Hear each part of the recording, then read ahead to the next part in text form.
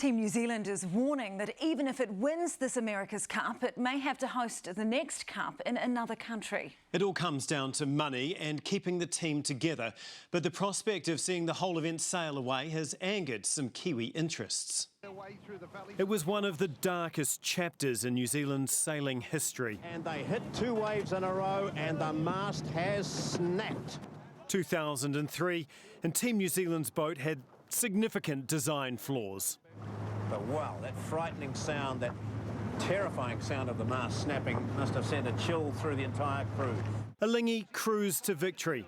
Rubbing salt in the wound, the Swiss-based challenger was led by former teammates Sir Russell Coutts and Brad Butterworth, who had jumped ship for huge money.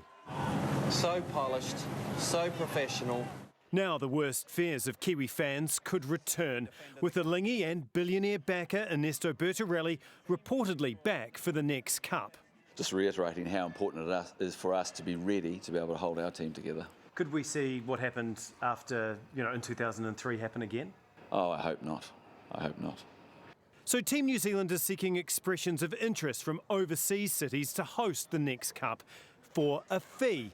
It would use that money to stop other teams from poaching key talent again. Without a team, we don't have an event, so it's critical. But the idea of Team New Zealand winning and taking the next Cup offshore has not gone down well. The government and Auckland Council poured a combined $250 million into the infrastructure for this year's event. Auckland's mayor says having invested in that infrastructure and having made huge efforts to get it completed on time, we would expect Team New Zealand to take that into account when they decide where the Cup is to be held next time. The team vehemently denies using the lure of overseas money as a bargaining chip to get a taxpayer handout. We're not holding the gun to anyone's head. We're just being responsible and trying to have options on the table. We're not sitting here expecting a handout or expecting help from anyone. Kevin Shoebridge says the first responsibility has to be to the 150 team members, not the country, because as soon as the racing is over, the money runs out. Have enough funding to get us to the end and that's it. And then we start thinking about the future. Before then, of course, there's the not-so-small matter of actually winning on the water before deciding what to do off it.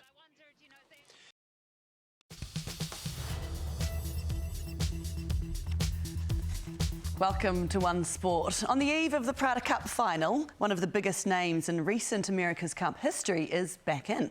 Alinghi owner, Swiss billionaire Ernesto Bertarelli wants to return, even as a lead challenger, if Italy's Luna Rossa win the Cup. Andrew Saville reports. Day out from one of the biggest assignments in his career, and Luna Rossa's Jimmy Spittle decides to take on Joseph Parker. We've got one hell of a fight on the water, so no, it's just great training. And as long as you give him one back to San Francisco, right? Don't bring it up, mate. In the olden days, when boats sailed like this, Spittle's Prada team had a number of showdowns against Alinghi and this man, Ernesto Bertarelli, the Italian-born Swiss who broke New Zealand hearts back in the early 2000s when his Kiwi-dominated crew won the Cup and took it to Europe. Bertarelli now wants back in. I know he's been watching from the sidelines the last couple of cycles. You think he'd like to be back in? I think it would be brilliant for the Cup if Ernesto Bertarelli was to come back in. The pharmaceutical billionaire clearly has no issue with money. One News understands he's already tried to buy Team New Zealand's first AC-75 and has been turned down.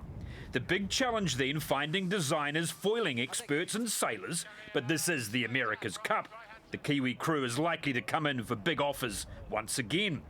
Many in the regatta, wherever that is next time, will welcome him back with open arms. Ernesto Bertarelli is a person that has been a personality in the Cup. I mean, I would suspect this is smack dab in the middle of Ernesto's wheelhouse. He's always been on the cutting edge. You haven't seen any people wandering around with briefcases or brown paper bags, Terry? No. You haven't had any phone calls? No, not yet. Other backers are tipped to follow Ernesto Bertarelli, especially if he becomes the challenger of record. All set for tomorrow? Yeah, can't wait. This man is likely to still be going, throwing lefts and rights, tacks and jibes in the next Cup as well. Now alongside a returning Cup heavyweight. Andrew Saville, One News.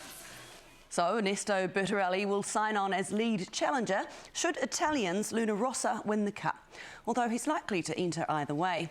So where will the America's Cup be held in a few years' time if Team New Zealand successfully defends? Here's Abby Wilson. Next month, Team New Zealand are hoping to celebrate like this with Kiwi fans. But like any business, they're having to plan ahead. We have enough funding to get us to the end, and that's it. And then we start thinking about the future. And that means finding money to stay afloat. This document entices host cities around the world to bid for the next America's Cup. Cities must offer a host fee and commit to covering the costs and infrastructure. It's understood at least one Middle East nation is interested. Do you think you're holding a gun to the government's head by getting bigger offers that they're going to have to line up against? Completely the opposite. That's why we're doing this. We're not holding a gun to anyone's head. We're just being responsible and trying to have options on the table. We're not sitting here expecting a handout. The government will have 3 months to exclusively negotiate with Team New Zealand, but says it's too early to discuss what might happen. Auckland's Mayor Phil Goff is more direct.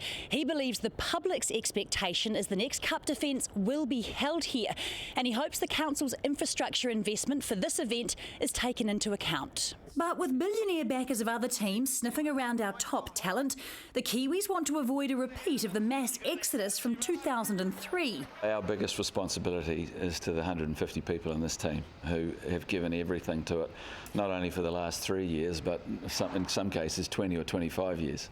And that's who we think about first. If there's no team, there's no Cup defence in Auckland or anywhere else. I can understand them going to the market. What's my gut saying? It'll be in New Zealand, because they are very passionate about bringing the Cup back. But first they have to defend it, to even think about bringing it back. Abby Wilson, One News. The Australian